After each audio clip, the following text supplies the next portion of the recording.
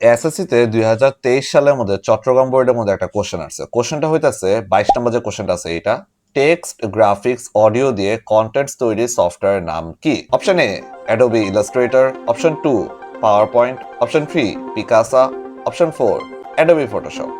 মানে এটার উত্তরটা কি? উত্তরটা দেওয়া আছে অপশন 4 মানে ঘ অ্যাডোবি ফটোশপ। অ্যাডোবি ফটোশপের মধ্যে আমরা কবে থেকে অডিও দিয়ে কন্টেন্ট তৈরি করা স্টার্ট করতেছি? Like am I missing something? কি ধরনের কোশ্চেন, মানে সিরিয়াসলি এই কোশ্চেন যদি আমার পরীক্ষা হলের মধ্যে আসতো আমি 100% জীবনে ফটোশপ আমি দিতাম না। মানে যাচ্ছে তাই, যা ইচ্ছা তা আমাদের সিলেবাসের মধ্যে, আমাদের কারিকুলামের মধ্যে পোলাপাইনে পড়াইতেছে, like and nobody is asking a single question about it যে এগুলা কেন পড়াইতেছে। লাইক কে ফটোশপের মধ্যে অডিও নিয়ে কাজ করে? মানে যা পড়তেছি 100% এর মধ্যে 75% টু 80% পুরাই মিনিংলেস।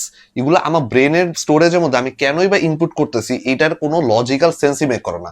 জাস্ট একটাই লজিক্যাল সেন্স মেক করে যে এক্সামের মধ্যে যদি ভালো নাম্বার আনতে হয় তাইলে এগুলো পড়তে হবে। তো কারা এগুলো সেট করতেছে? এগুলা নিয়ে কেন কারো কোনো মাথা ব্যথা নেই? যখন আমাদের টেক্সট বুকের মধ্যে কোনো কিছু একটা অ্যাড করতেছে ওইটা পিছনে তো একটা মিনিং থাকা উচিত, একটা প্র্যাকটিক্যাল একটা রিজন থাকা উচিত। বাট এই সব কোশ্চেন যেটা একটা বোর্ড পরীক্ষার মধ্যে আসছে, কিন্তু একটা বোর্ড পরীক্ষার মধ্যে আসছে, হইতে পারে এই 1 নাম্বারের কোশ্চেন জন্য হয়তো কেউ ফেল করছে, হয়তো কারো A+ মিস হয়েছে। এরকম একটা ইম্পর্টেন্ট পরীক্ষার মধ্যে এরকম টাইপের কোশ্চেন আসার মিনিংটা অ্যাকচুয়ালি কি, লজিক্যাল রিজনটা আসলে কতটুকু? The thing is there are some people যারা চায় না আমরা আমাদের লাইফের মধ্যে ইমপ্রুভ করি, তারা চায় না আমরা ওই টপ লেভেল পর্যন্ত পৌঁছাই, এন্ড দ্যাটস ওয়াই তারা পারপাসলি এডুকেশন যে সিস্টেমটা আছে আমাদের এটাকে এভাবেই ডিজাইন করছে যাতে আমরা ওই লেভেল পর্যন্ত চাইতেই না পারি। দ্যাটস ওয়াই আমাদের সিস্টেমের মধ্যে এমন এমন বুলশিট জিনিস আছে যেগুলা জাস্ট আমরা পড়ি সিলেবাসের জন্য, পরীক্ষা আসবে এটার জন্য, বাট নট বিকজ এটা আমাদের জীবনের মধ্যে প্র্যাকটিক্যাল আমাদের লাইফের মধ্যে কাজে লাগবে। আমরা বেশিরভাগ যারা পড়তেছি আমরা জানি যখন আমাদের ইয়ার ফাইনাল শেষ হবে তখন আমরা একবার চিন্তা না করে আমাদের ব্রেনের মধ্যে যত মেমোরি আছে পড়ালেখা নিয়ে সবকিছুর মধ্যে আমরা ডিলিট বাটনের মধ্যে ক্লিক করে সবকিছু ভুলে যাবো, because these are useless for us. প্রতি বছর ইউনিভার্সিটি থেকে গড়ে 30 লাখ শিক্ষার্থী হইতেছে গ্রাজুয়েট করে বের হয়।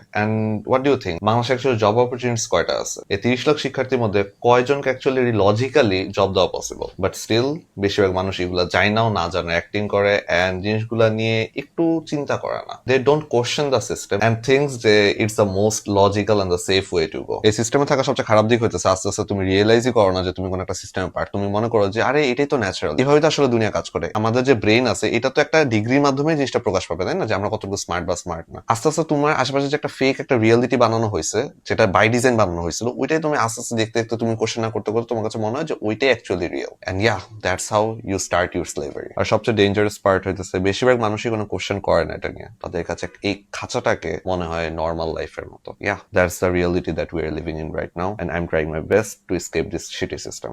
It's me Ash, signing out. Peace.